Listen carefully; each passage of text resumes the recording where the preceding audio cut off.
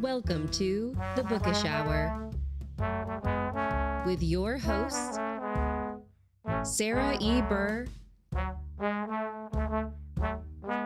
and J.C. Kenney.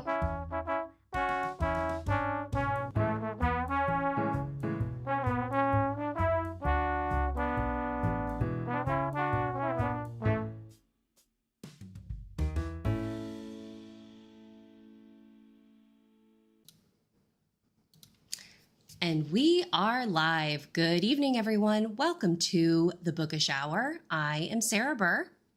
And I am J.C. Kenney, and we've got a delightful friend of the show back with us tonight, Sarah, and I can't wait to get started chatting with our very special and wonderful and lovely guest. We do want to take a moment, though, and mention that the Cozy community lost a dear friend and real big supporter and advocate. Meg Gustafson, who ran Meg's Cozy Corner, lost her battle with cancer last night, and so we keep her family in your hearts, folks. She was such an advocate. I know personally she was a real champion of my books, and I'm sure there are just hundreds and hundreds of cozy mystery authors out there that she did the same for. So we will miss her, but we aren't going to miss out on having some fun with Heather. So, Sarah, I think it's time to get bookish. Let's get bookish. And as JC said, this community is so important to us. And when we lose a member of our own, it's always just, we want to share that how much we appreciate everyone out there, and that we hope that you keep her family in your thoughts. But for this evening, let's have some fun and celebrate how much we all love cozy mysteries. Yes. And who better to celebrate with than the prolific and the wonderful Heather Weidner, who is joining us this evening. Heather, welcome to the Bookish Hour. Thank you so much. I'm excited to be back. Y'all are so much fun. It has been a while since you have been on the show. Yeah. And I say that because in that time, I think when you came on, we were talking about the very first Mermaid Bay Christmas Shoppe mysteries. And since then, you've had like 4 other books come out. And so we've got a lot of ground to cover tonight, which is always exciting. And so for our folks who may not be familiar with you and your work, do you mind just introducing yourself to our audience members?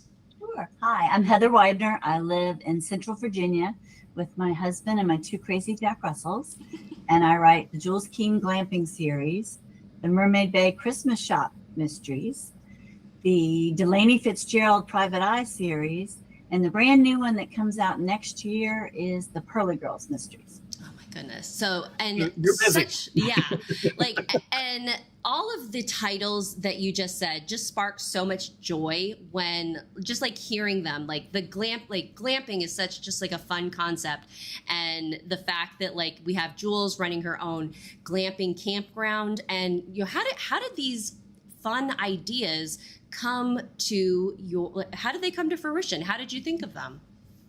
I work in IT, and so that's my day job, but I always think about, when I retire, what kind of job would I like to have? And I would love to have it, I always thought I'd want to run a Christmas shop in a beach community. And I need a job that the person has that they can leave for 5 or 6 hours and go sleuthing or snooping or whatever they're doing to try to solve the crime. And I didn't want them tied to an office job or something where they were 9 to 5. That makes total sense, because there are definitely times when I have read some cozy mysteries where I don't think that concept has been maybe as thought out all the way, because it's like, why is this person, like, does this person ever work? Like, when are they getting their job done if they're going around town and tracking down all of these suspects? So I like that approach that you have, where you kind of set your parameters of what the cozy mystery genre really not demands of its writers, but what it requests us to write, and that you kind of then build your worlds from there. And they're all small towns, so I needed a job where people actually come, and different groups come in frequently. because I didn't want to end up like Murder, She Wrote, where that town had the highest body count in New England. Well, Heather, hey, in Jessica Fletcher's defense, I've been watching Murder, She Wrote. And, a lot of those murders when she's out on her glamorous book tours and things like that. Of course, that's fiction right there too, folks. But anyway, I just wanted to throw that out. But so Heather, you're talking about your books, writing your characters who have these jobs that you would like to have. Tell us, one of those is Jade Hicks, and she owns the 'Tis the Season Christmas shop in the coolest sounding Mermaid Bay, Virginia. Tell us a little bit about Jade and what she's been up to most recently in Twinkle Twinkle. I can't pronounce it because I'm not French. Sarah, how do you pronounce it? Au revoir. There we go. Hollywood comes to this little beach town, and I made it up. Mermaid Bay sits near the historic triangle of Williamsburg, Jamestown, and Yorktown. There really is no bay there. There's the York River, which is a beach, but not quite the same. But I needed a beach, so it's Mermaid Bay. And she owns a little Christmas shop.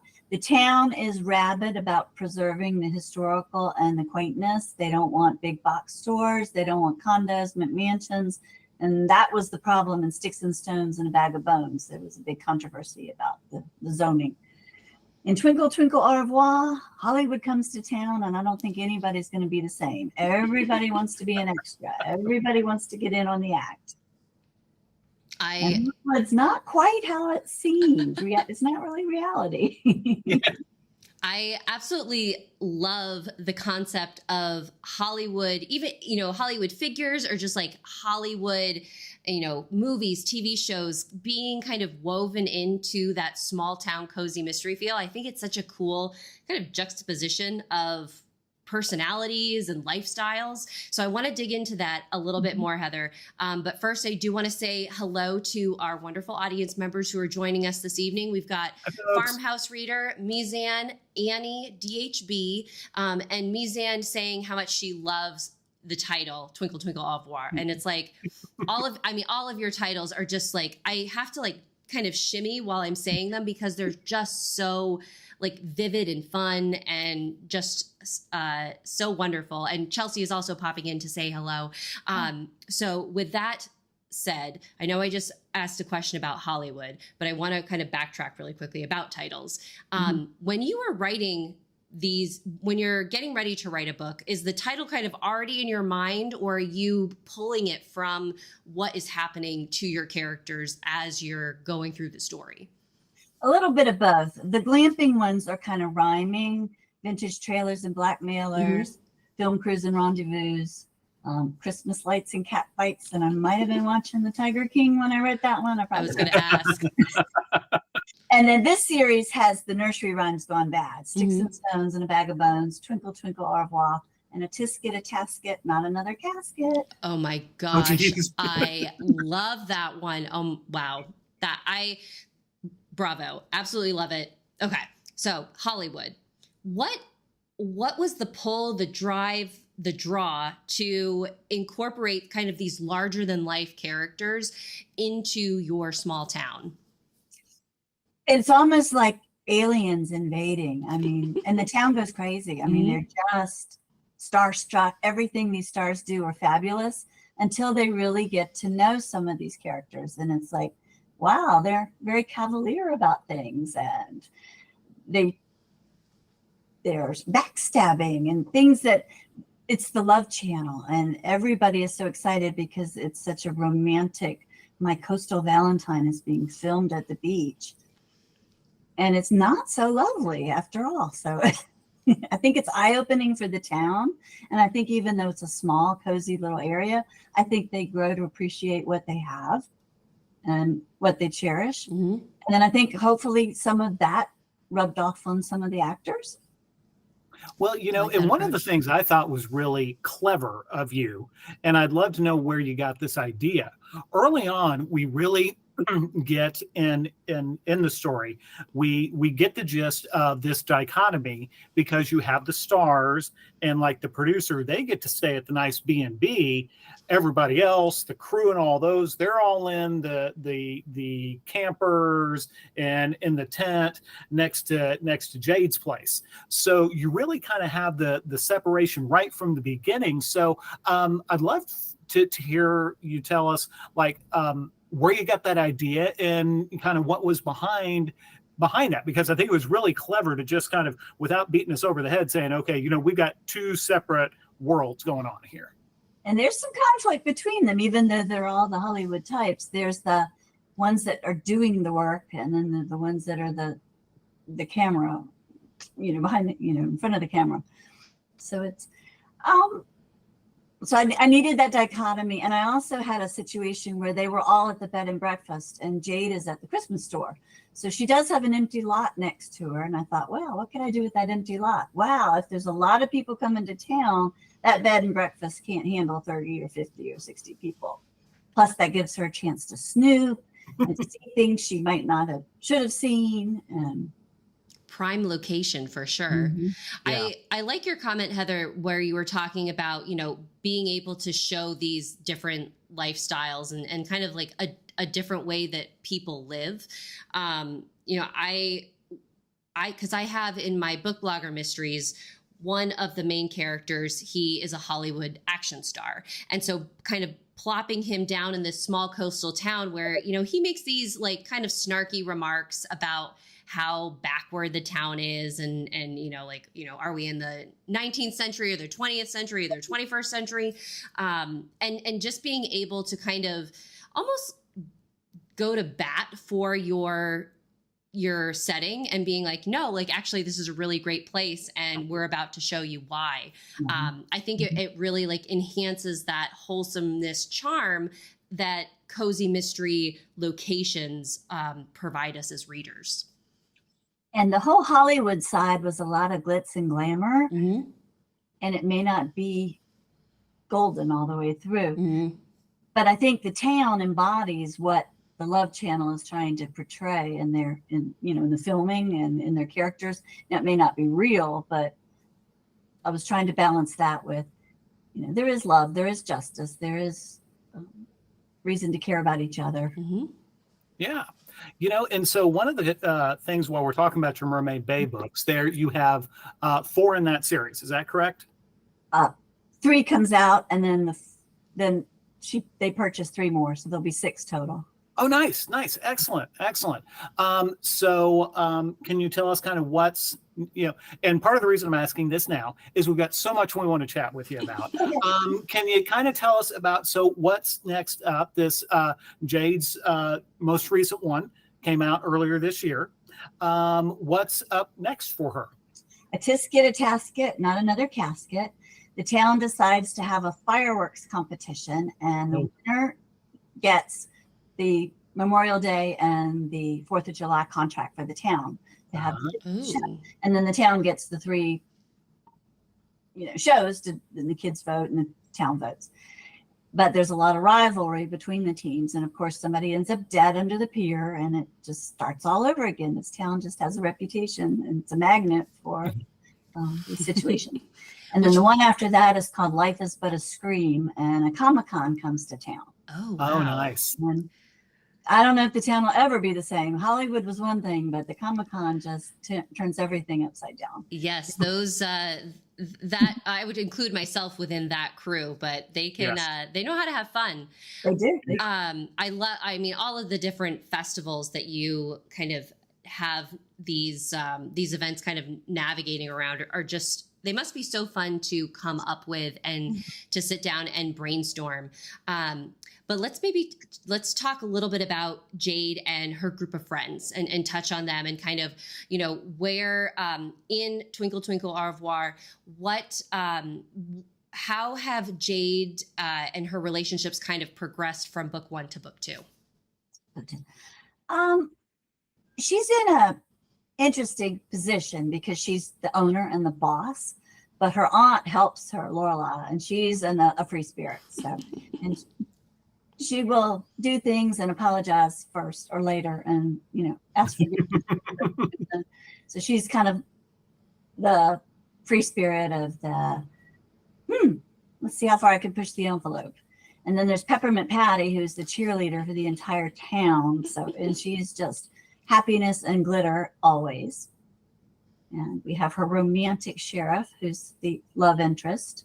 And I can't forget the furry friends. She's got Chloe, her white, pudgy little French bulldog, and Neville the devil cat was a stray that her grandmother took in, and he runs the store, so he's in charge. Well, of course he does, because he's a cat. As I take a drink from my cup that has pictures of my kitty cat Maria on it. So. I love her photos.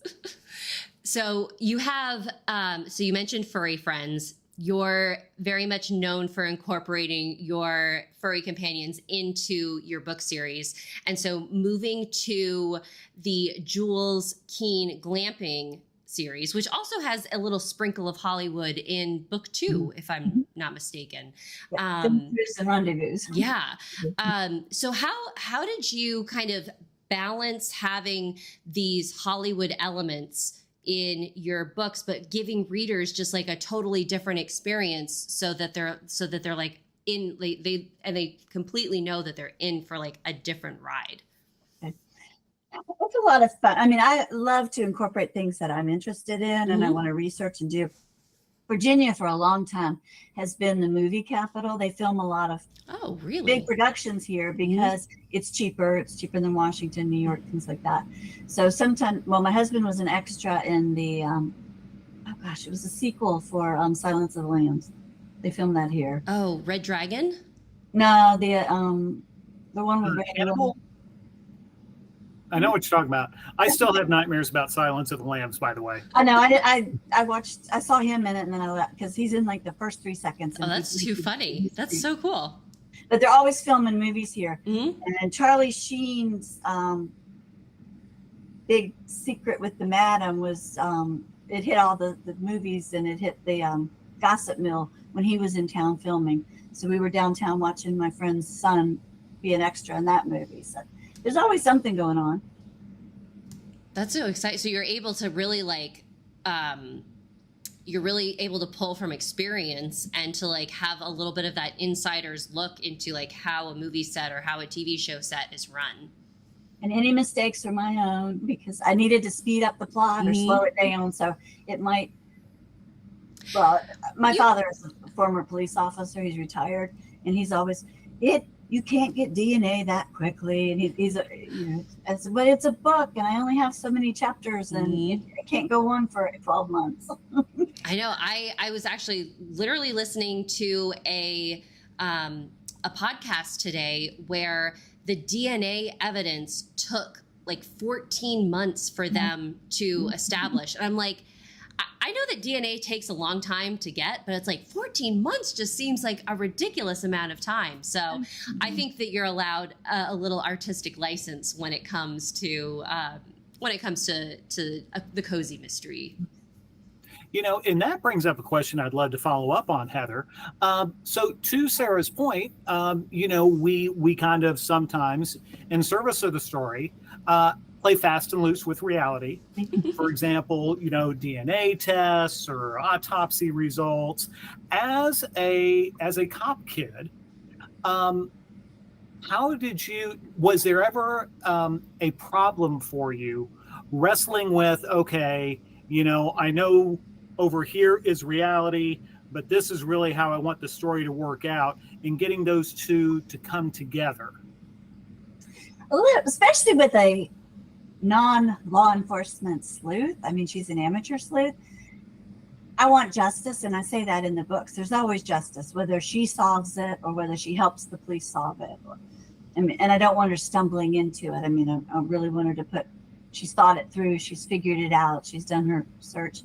And so my father would have a stroke if he found out I was sleuthing behind the scenes. But yeah, that was always, I always wanted to be Nancy Drew, but that Same. never worked out.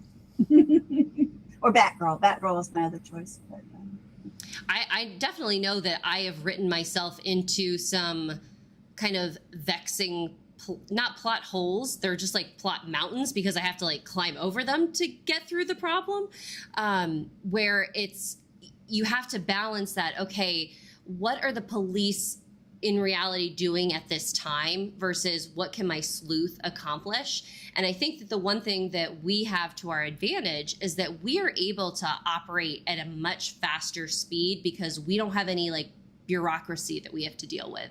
Okay. It was a comment from one of my editors about, I can't remember. It was about accessing somebody's computer. And, the question was, well, wouldn't the police like already have accessed the computer? And it's like, the victim was found maybe like 12 hours ago. And this is a government employee. Like, this victim's computer is not getting searched at least for, 4 or 5 days. And if that, just because of how many levels of service and approval and sign-offs that the police do have to go through. So I think that works to our benefit because then we kind of move at our own speed and, just hand them all the evidence that they need at the end. And it works nicely because people like to talk to her and she doesn't need a warrant. She can just knock on the door with cookies and say, hey, I have a question. Cookies are always good. And, that's kind of brings up another question. For you, while we stretch the truth, within reason, we do want things to kind of be real-ish. So, do you have, kind of going down the craft road here a little bit, do you have any materials that you like to refer to as far as like, whether it's like, there are books about poisons or one of the ones I just checked out, I don't know if you can see, autopsies. Do you have any of those materials you'd like to kind of shout out to tell, that you kind of like to refer to? There are so many, and people are so generous with their time. I just can't thank people enough. We have so many in the law enforcement community and so many nurses, and just even the speakers at Sisters in Crime at the different events. They're so kind by giving out their emails saying, hey, if you ever have a question, let me know. And back when Twitter was Twitter, I could put things out there like, I need some information on this. I'm working on this type of scene. And people were just so kind. Because it just things you don't want to Google sometimes. Yeah, you want. I find that it can be really helpful to have that insider's knowledge rather than like an encyclopedic knowledge of what's going on, because then you can like kind of weave in experiences to make it more real for the reader. And I think I heard you mention when you were talking about Christmas Lights and Catfights, which is book 3 in the Jules Keene Glamping Mysteries. Tiger King. How did Tiger King become a source of inspiration, and how much fun did you have like weaving this into the storyline? It was so much fun. Now, it was during the pandemic, and that was written during the pandemic. And it was just one of those, well, we're in the house for how many hours again? Let's see. And we just started watching the Tiger King. So I thought, we're going to have a Christmas festival in town. And we're going to have a parade and all these different events. And they're going to have a hometown Christmas so that people can come and celebrate with carolers and plays and all kinds of events. And they put out the call for the parade. And somehow this guy who owns big cats signs up. And nobody in town can figure out why he's even there. And some mysterious things happen around him and his crew, and somebody ends up dead. I love the idea of like putting out a call for people to be involved in a Christmas festival. It's like, okay, like I'm going to bring my tigers. So clever. Put little Santa Claus hats on them, wrong. I mean, really. and your remark, Heather, about the fact that like this was written during the pandemic, while we were all in lockdown. I'm so curious about like elements of our like very kind of reduced worlds that are weaving themselves or wove themselves into the works that we were that we were working on at that time. So you had your Tiger King influence. JC, I'm wondering, like, was there anything like that you were working on during the pandemic that you kind of pulled the world that you were into your mystery? Actually, yes, because I started my first Elmo Simpson book, the book that's going to be coming out this September, set in the Florida Panhandle. I started that right at the very beginning of the pandemic. I literally, my wife and I were on vacation in Panama City the last week of February of 2020, and it was before everything got out of control, but there was a lot of kind of scary things in the news, and I was just kind of, we're trying not to think about it, but it's like I decided at that point that was when I started writing what I was calling at that point my No More F's to Give book. And it was, so I just kind of decided I'm just going to try to come up with something as outrageous as possible. I never watched Tiger King. Everybody else in the house did. So I missed out on it, but I still kind of had that pandemic influence. What about you, Sarah? Anything specific? I mean, that your story about, the start of Elmo Simpson, that's how the Glenmeyer Wynn mysteries came to be, because I think within like the first week of lockdown, I was very much like, wow, the world is on fire and I need like a cozy, warm place to escape to. And for some reason, instead of diving into an existing world, I was just like, wow, like the only thing that is calming me down are the scents of all of the candles that I have burning in my apartment.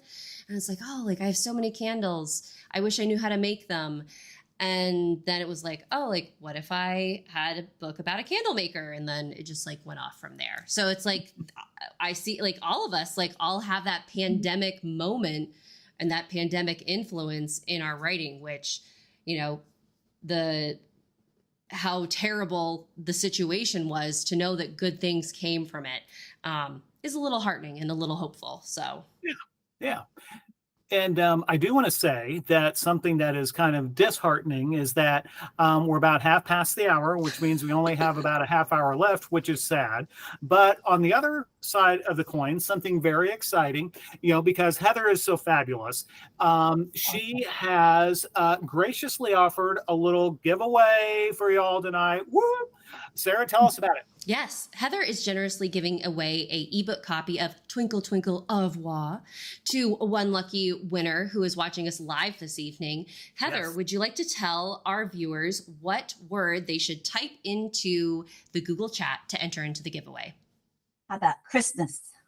Oh, wait a minute. We were going to do Valentine's Day. Valentine's. Yes. So you know what? You can make it whatever word you want. I'll make the change on my end. So let's go with Valentine's, because that's what the whole My Coastal Valentine is about. So while folks are typing in the word Valentine's to enter into the giveaway, I do want to ask a little bit about that particular reality TV show that you've created. And is it fun? Or I guess maybe what's the process of coming up with a TV show that you're putting into a book? Like what kind of elements, or I guess the flow of the show, like how did you make that work for your story? It's called the Love Channel, and you can think about other things in reality that might be close, but that is so popular today with the romance and the Christmas and the holidays. I thought, okay, that'd be perfect for the Christmas store, even though they're filming the Valentine's one. But she and Patty have this wonderful ability to, whatever holiday it is, they will decorate the trees with Halloween or Valentine's Day. So they go crazy with the hearts and the Cupid and things like that. So everything is hearts and love and sprinkles. I love it. Absolutely. Yeah, that is so much fun. And there's somebody else I want to kind of shout out from that series, Jade's friend Ruby, because especially in this book, Twinkle Twinkle Au Revoir, Ruby has a lot on her plate. Can you tell us a little, for those who haven't met Ruby, kind of what she does and what she's having to deal with in this particular story? Ruby runs the Pearl, which is an old Victorian home that she and her daughter Josie have refurbished to make this cute little dollhouse of a B&B.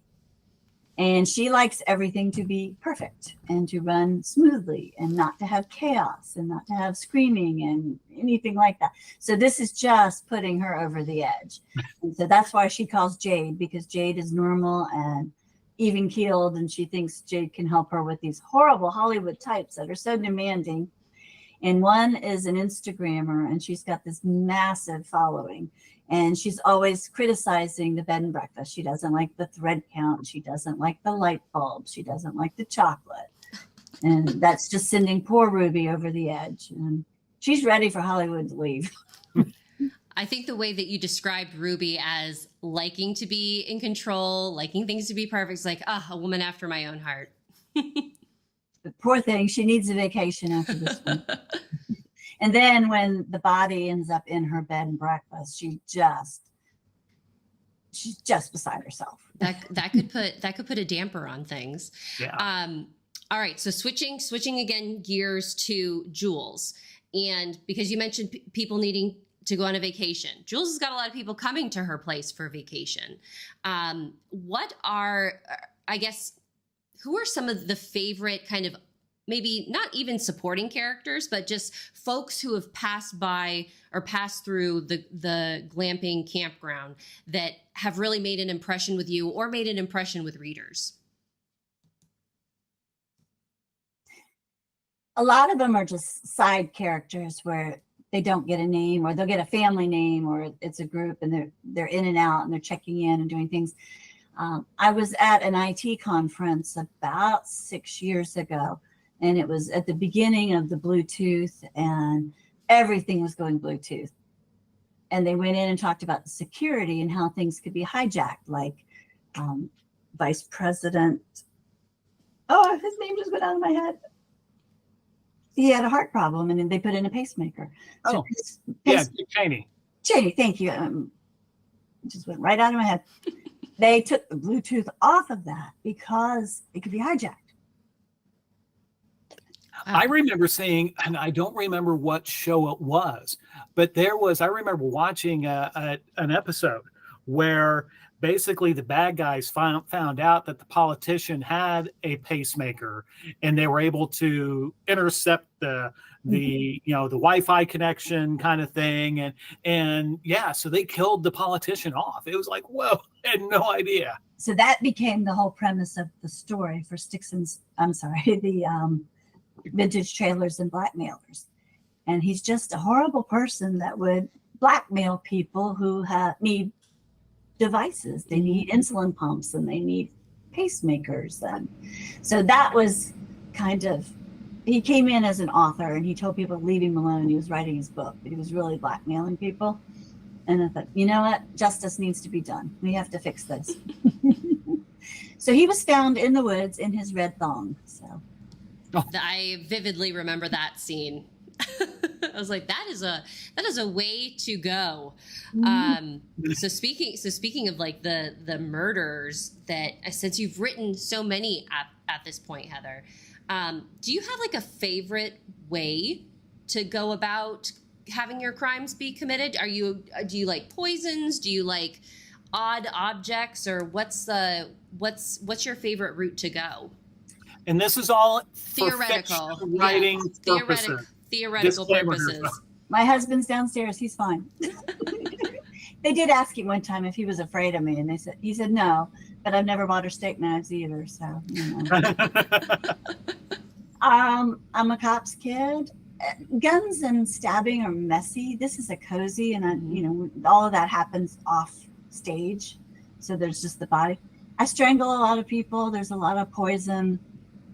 And there's a couple where they were pushed off a cliff or pushed off of something. So nobody is safe, really. And that was funny. I did a panel with some thriller writers, and James Latoile was one of the speakers. And his question was, what's your body count? And he writes these deep, dark thrillers and these serial murders and things like that. And his body count was everybody on the panel had a low body count. Mine is up in the 40s right now. Oh, wow. In these small little towns, everybody. Mm-hmm. Do you know off the top of your head, what's the most number of people that have turned up dead in one single book? 3. I think that's my number too. Although sometimes I forget, and when you do like the count, like if you're doing like the recap, and I'm going through this process right now because I am getting ready to launch the third book in the Glenmire Wynn Mysteries, and there's like an offhanded comment that somebody makes about like the number of murders in town. I'm like, is that number actually true? Because didn't like this many people die the last time? So being able to like keep track of that is important and part of our process. And it's important. The first thing I ever had published was a Sisters in Crime anthology, and it's Virginia is for Mysteries. And when we were proposing it, Virginia is for Lovers is the state's motto. Mm-hmm. It's also trademarked, the Virginia is part, because they use it for all kinds of publicity. Oh. So we had to get permission to do it. And originally it was Virginia is for Murder, and they didn't like that. So they're fine with Mysteries. Virginia is for Mysteries was okay. That I could see somebody in a PR team being like, Yeah, maybe not. You know, and I think it's funny. I just want to let you know, Heather, that Mizan chimed in. The conversations mystery folks have, ... LOL. So there you go. Yes. And everybody had these conversations. I grew up a cops kid. We talked about murder and mayhem and death and destruction at the dinner table. And I didn't realize normal people don't do that. Well, and I grew up, my mom was a huge fan of the Golden Age of Mystery. So Agatha Christie, Neo Marsh, I grew up around those books, you know, and I know, Sarah, you've talked about you wanted to be Nancy Drew. Yep. Mm-hmm. And we were like big, and still are, like Dateline, like Friday night. And as soon as CSI like came to Maine, it was like game over. It's like this is the type of show that we're watching for the rest of our lives. So I think you'd be surprised, Heather. You're not alone in your murderous experiences. So you know, I do want to say though, Sarah, that brings up another interesting point, and because Heather, you talked about it earlier, is that yes, we're always talking about all these murders and things like that, but at the end of the day, there's justice. Mm-hmm. And the bad guys do get what's coming to them. And I have to have that. I can't leave it hanging. I can't leave somebody getting off the hook scot-free. Yeah. I think that that's one of the most powerful things about a cozy mystery is that, you know that the good guys are going to win in the end. But you also see, and maybe this is me being a little bit jaded from just like being out in public recently. I don't know about you guys, but it just seems that everybody's tempers are just so short, and like everybody is so quick to like go on the defensive and to attack each other, that it's really nice to live in these worlds where it's like, wow, like people are concerned about their neighbors and people want to help, you know, the person who is being accused of a crime because they know deep down that they're a good person. And so I love seeing that hopeful optimism within the cozy mystery genre.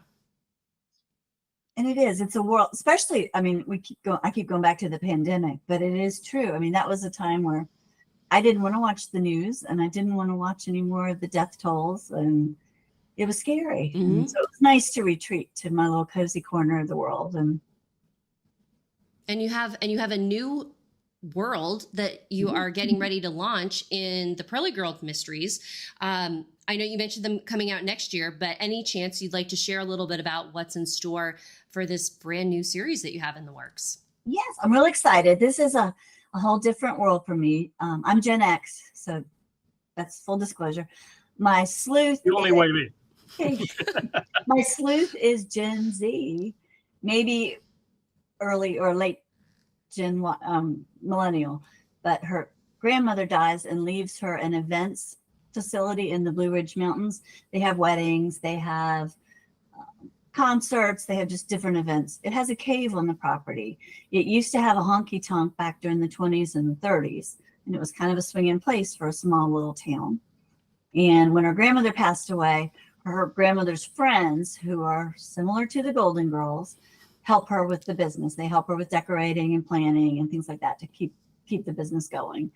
And there is a huge generation gap. And you talk about technology and lack of technology and life experience and no life experience. So it's fun. And it was a really fun series to write. I think that relationship is one of my favorites to read in a cozy mystery. I just love it when you have a younger protagonist with their grandmother or with a person that's equivalent to their grandmother. I think it's just like it like brings wholesome to like a whole new level. And I just find it just like the sweetest thing to read about. So I'm super excited for this one. And a quick comment that we have in the chat from Annie, where she says, my husband is a cop and our daughter and me being in the medical profession, our family conversations get pretty interesting too. So again, it's like you're in good company here, Heather. Absolutely. So Blue Ridge Mountains location, and we have got Cassidy, who's young. She's coming in, and is she coming in from like a different location? So is she relocating, or is she like, has she always been there her whole life? She grew up there. Okay. But then she left and she went to the big city and she went to college and she was starting her life. And then she didn't want the business to go under when her grandmother got sick and passed away. So she came back to the resort. And, well, it's not really, it is a resort in a way. I mean, there's a serenity garden and there's a cave on the property that she's not sure what she's going to do with. And there's a barn that's very glampy and shabby chic, and they have weddings there and a wine tastings and all kinds of events. So anything that I would like to go to or like to research, it's like, hey, we could do that. We could do a trade show. We could do a Comic-Con. We could. Nice. And so the first book in this series is going to be called what again now? It is Murder Strikes a Chord. Okay. And it's Murder Plays Second Fiddle. And Elvis the Chihuahua, who thinks he's a Rottweiler, is her sidekick. Nice. I like the music theme too. Gosh, such good titles. Yeah. Such good titles. So then when, just so folks can be keeping an eye out, Murder Strikes a Chord, when are we going to see it live and in person? March 2025. All right. 2025. Okay. So add it to your to be read pile, add it to your wish list. And if you want to keep up with Heather on those updates, Heather, where can they best find out information about the new series? They go to heatherweidner.com, and it's just my name.com. You can sign up for my newsletter. There's book information, and then all the schedules of when the things are published. So along that line, first off, Annie said she can't wait, which is awesome. Tell us a little bit about your newsletter. How often does it go out? You know, what do you like to include in it? I do it quarterly. Okay. It was hard to find the balance. I mean, I get some from other authors that come out every week. I get some that come every month, some that come once a year. So I said, all right, quarterly sounds good. I like to run contests in there. I like to give free previews of things that are coming, book covers, news. Not as exciting as your news, but. Well, thank you. Well, Sarah's news, yeah. I honestly had to think, like, what news did we just have? I opened her newsletter and went, wow. That was my big news for the year. Her newsletter. And I do giveaways. And then I also do author interviews on my blog. So I like to have I feature those in the newsletter as well. You do such a service to the writing community in general about the interviews that you do on your blog. And I always love visiting because you make it so effortless and easy, because you present your questions in a really fun and in a way that I think that you reveal more about the writer than, a typical kind of like sit down written interview is. So any chance you'd like to kind of tease a little bit about how you conduct your interviews on your blog? Well, it started out as This or That Thursday, and then there weren't enough Thursdays in the year, so it became Writer Wednesday, but it really is the same type of questions. I like to give authors a pair. The best thing you ever bought online, the worst thing you bought online, the person you'd love to invite to dinner, the person that you might stand up for dinner, things like, and they don't have to answer all the questions. There's probably about 30 pairs, and they can pick what they're interested in. And it is neat. It's revealing what's your favorite food, what something gives you a pickle face. I love that term, pickle face. Well, then I have a question for you, Heather. What is the best thing that you've ever bought online, and what is the worst thing that you've ever bought online? I buy books. Well, I try to support our indie bookstores all over town and in the area, so I try to spread it out. But I love being able to click and getting a book like instantaneously or the next day. And I just think that's like the best thing I've ever. My niece got married last October, and I ordered a pair of silver shoes to go with my wedding outfit. And it showed up, and they were white sneakers with pink stripes. Oh, wow. Okay. I had to make sure I did order the right thing. So I sent them back and got my silver shoes. But that's good. I sent her a picture, and I'm like, Megan, this is what I'm wearing to your wedding. Hey, you're the mother of the bride. You can wear what you want. Yeah. I'm trying to think. I mean, I do so much of my shopping online that I think it's hard for me to remember like what my favorite things are that I've bought. But on your recommendation, Heather, I got custom Funko Pops. You did? I did. Let me see if I can They're up there. pull them up. But so these are two of my favorite things that I have, where it's me holding books and George is holding a football and a laptop. Oh, That's awesome. And this was on recommendation of Heather. These you can get them made at funko.com, and it was so cool. And then most recently, a thing that I bought that I did not like, mostly because they broke, were a pair of really nice earrings that I planned to wear over my wedding weekend. And I went to put them in, and it just snapped right off. It's like, well, Man. luckily I bought backups. Yeah. I bought a car online. really? Ooh. Sight unseen. Wow. Yes. Yeah, I did one of those, it's one of those Carvana type things. So yeah, I saw pictures of it and all that kind of stuff. But yeah, it was an interesting process.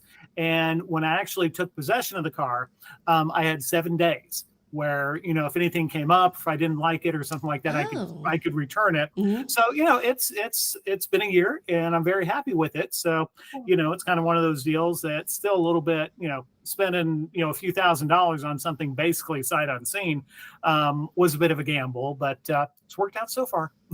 That's really cool. Would you say that it was a better experience overall than going to a lot? I mean, because I find that buying a car is like one of the worst things that you like the worst experience in the world.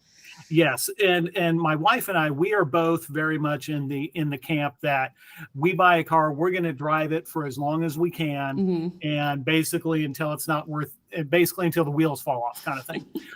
And so the last time I'd actually bought a car before last year was like 2013, so it had been like 10 years, and I still have some bad memories from that experience.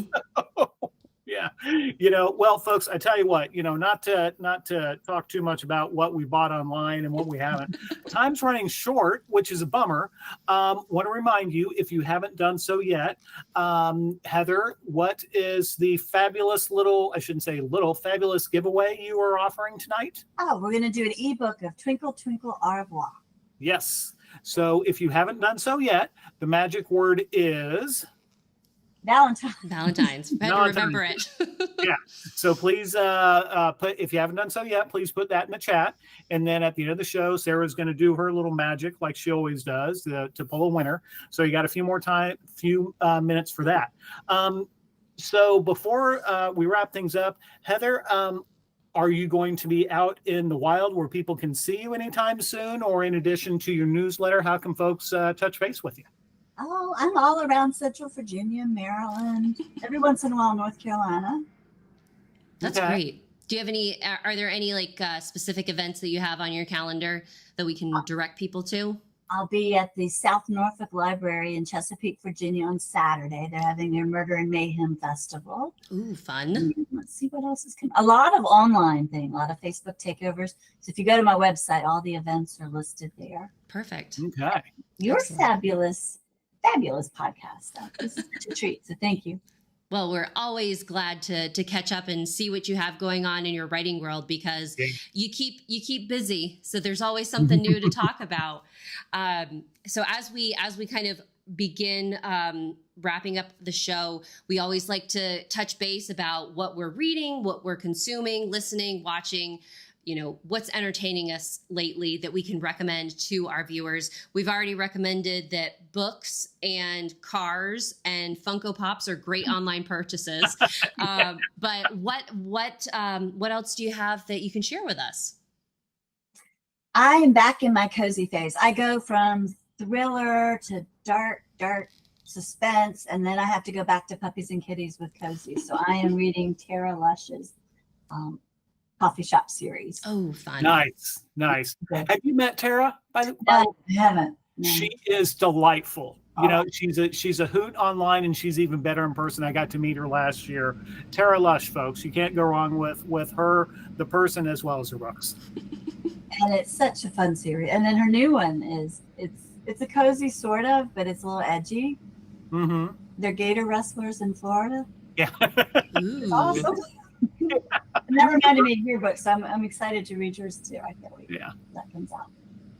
And any TV shows or any movie recommendations that we can put on for viewing? I haven't watched movies in a while. I did find Elsbeth, and I didn't know she was a character in another show, but she's charming, and I mean, she's just like the perfect amateur sleuth. That show's on my it's on my queue. I haven't gotten around to it yet. And that's now. Did you see that on network TV, or is that Paramount Plus maybe, or? It is on CBS, but we hadn't caught up, so I went to Paramount Plus to watch the ones that I had missed. Okay. And she's quirky and she's smart, and her clothes are just out of this world. I don't know where they get her clothes, but it's great. I've heard good things about that one, so I'll have to add it. I love seeing amateur sleuths on TV. I love watching good old procedural mysteries, but like when you get an amateur sleuth, it's just like, this is what I write. This is what I love. Yeah. JC, So, what's on your watch list, reading list, all that good stuff? So, got 3 things to recommend. First off, as far as TV watching, Beyond Paradise, which is on Acorn. This is a spinoff of from Death in Paradise for folks who may not have heard of it. It's Humphrey Goodman, who was the second detective inspector in Death in Paradise. This is his show with his fiance in a little town in England, and it's really fun because it's cozy mystery-ish, very much so, even though they're police officers. But one of the really fun things about the show is that we're into the second season, and there's only been one murder. So there are all other different kinds of mysteries to solve. And the show creator said he didn't want to just do Death in Paradise in the UK. So it's fun because they're like, things have been stolen, all these other different kinds of little quirky little mysteries. And the characters are just fun and bizarre. So that's a lot of fun. It's just like a warm blanket. As far as what I'm reading, I took a trip in the Wayback Machine and am reading Josephine Tey's Man in the Queue. As the more I read mysteries, I find I'm always drawn to the classic period of crime fiction in the UK, because it's almost like it's a different world, because it kind of is really for me. So really enjoying that. And I've said this before, but I want to send a shout out to the podcast that I listen now that it's grass cutting season again. She Done It, which is by Caroline Crampton, and it covers all kinds of things about the golden age of crime fiction. And so check it out. The episodes are about a half hour long, and she's been doing it for like 5 or 6 years now. So if you've not listened to her, you got all kinds of material to catch up on. So that's what I got. You, Sarah? I've discovered a slew of new manga. The most recent one that I read, I think it's 3 books so far, but it's called Minato's Laundromat, and it's a really sweet story about a guy that runs a laundromat and a young man that comes in, and their relationship and all of this good stuff. So if you're interested in LGBTQ plus love stories and everything, it's a great recommendation there. Listening wise, I have started the podcast Cold Blooded, and I'm struggling with it only because it's like a week by week episode on the same case, and I'm just like, give me all of it right now. I need to listen to the whole thing. But it's really fascinating because it's hosted by Scott Weinberger, who he is a host of, he's a co-host of Anatomy of Murder, which is like my top favorite podcast. But he is actually going behind the scenes with a detective in Florida about they're called the Apollo Gym murders, where it was all of these people that were getting murdered who all worked out at this same gym. And it was like a very like rough and scary gym place to be. And it's just kind of like week by week going through the case and you know, who the suspects are. Very intriguing from like a procedural side. And then TV watching, still working our way through Star Trek. But we also are, we watched, it's on Netflix. It's called Catching Killers, because I was like, I need some true crime. I need to watch a true crime documentary. And the first one that we watched was about Eileen Warbos, who was the first female serial killer to be convicted, to be prosecuted in the United States. And you may be thinking, oh, like that must have happened in like 1900s or 1920s. No, it happened in like 1995. And it's like, it blew my mind that like it was like that long before like a woman was actually prosecuted as a serial killer, because like they have to exist before then.